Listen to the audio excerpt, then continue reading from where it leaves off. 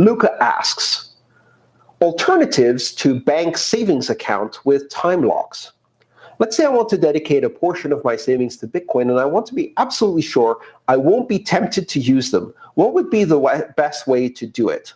I could create a wallet and put the keys in a difficult place to access, like a trusted person I previously instructed not to give them to me until 2030. Or in a location difficult to access, a safe deposit box in a country I don't visit often. Or maybe I could use a time lock. Is this a good idea? Is it safe from future upgrades? Is it easy to use? Or do you have any other suggestions? Ooh, this is a tricky question because all of these sound both kind of cool and interesting and great ideas if you have very low self-discipline. And, I'm the first to admit that I have pretty low self-discipline. But all of these ideas are really bad for a number of other reasons. So let's take them one at a time, and I'll make funny jokes about how bad they are and give you some scenarios to understand why they're bad, and then we can roll it up. Create a wallet and put the keys in a difficult place to access. This is the old pirate technique for hodling.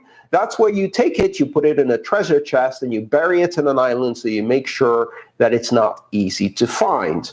The most likely outcome of this is that you are so successful in burying your treasure that no one ever finds it again.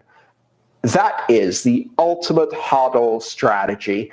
It's a very, very altruistic HODL strategy because what you're saying is, I'm never going to use my Bitcoin so as to help the Bitcoin value for everybody else increase. Thank you so much for doing that. That's really amazing of you.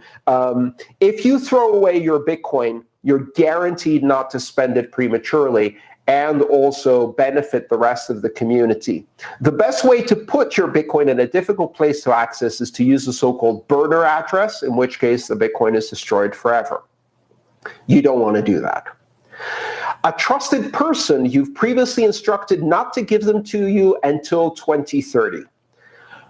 I don't know what kind of people you hang out with, but a person who I consider trusted today, I would probably extend that trust for 6 months. I would not extend anyone trust until 2030.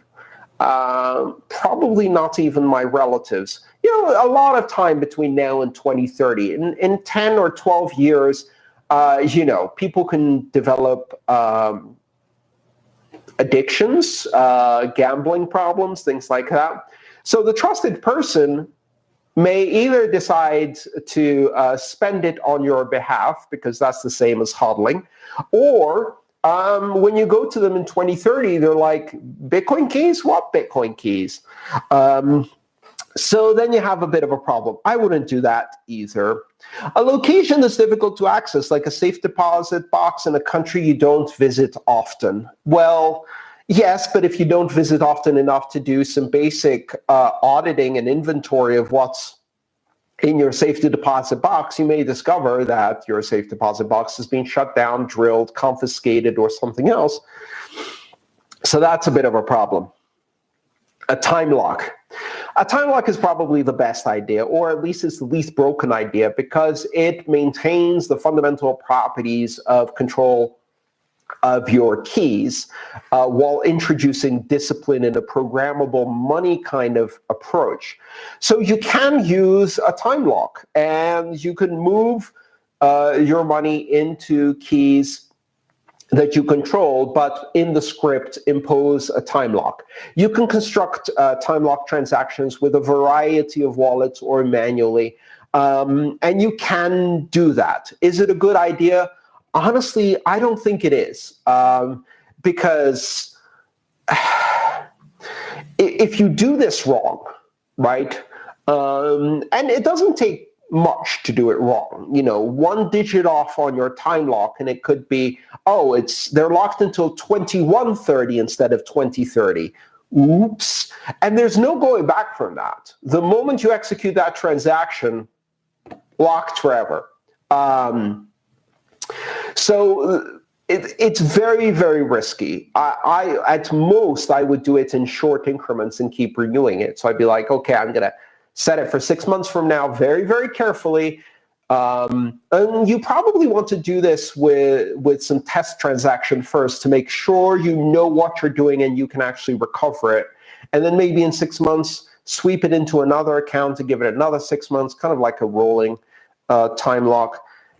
Is it safe from future upgrades? Yes, it is. Not because I can predict what future upgrades are, but because there's a fundamental design principle in Bitcoin, which is that the developers work very carefully to not invalidate any form of unspent UTXO, no matter how weird it might be, or whether it depended on some kind of weird bug, et cetera, et cetera. So every change made is backwards compatible, so you never invalidate unspent coins. And all coins are safe from future upgrades. That's been the principle until now for 10 years. I don't see that changing. It's a fundamental principle, and I think it's going to be safe from future upgrades. It's not easy to use, however. There's a lot of risk in trying this, but good luck to you. I'm looking in the chat, and lots of people are liking the idea of time locks and short-term time locks, but I wouldn't do it with my funds. I haven't done it with my funds. I use various other security mechanisms, including multi-sig and seeds with passphrases and secure storage locations, all of which are, standards-based techniques for reliable and secure storage of seeds. But I don't use time locks. I would be too scared to use time locks at the moment for fear of messing it up. And, good luck.